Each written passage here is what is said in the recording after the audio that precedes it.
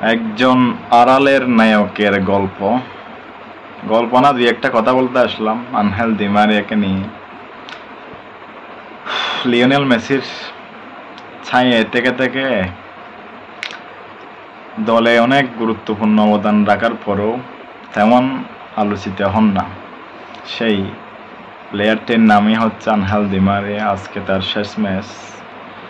শেষ ম্যাচটি তিনি খেলে ফেলেছেন আর্জেন্টিনার হয়ে।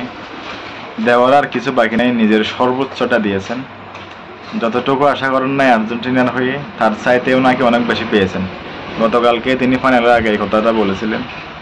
আসলে তবে বিশ্বকাপ, ফিনালিসিমা, কোপা আমেরিকা সব জেতা হয়ে গেছে, সব খেলায় গোল করা হয়ে গেছে, শুধুমাত্র আজকের ফাইনালে তিনি গোল করতে পারেন নাই।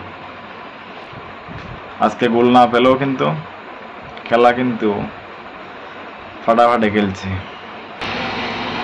সব সময় নিজের সেরাটা উজাড় করে দেন আর্জেন্টিনার হয়ে। আর 36 বছর হয়ে গেছে বয়স। মনে হয়েছে তার বুট জোড়া তুলে রাখার এখনই সেরা সময়। আমিও সেটাই মনে করি। আজকে কোপা জেতার মাধ্যমে মাথা উঁচু করেই অবসরে গেলেন তিনি। যেখানেই থাকুন, ভালো থাকুন আনহেল দি মারিয়া।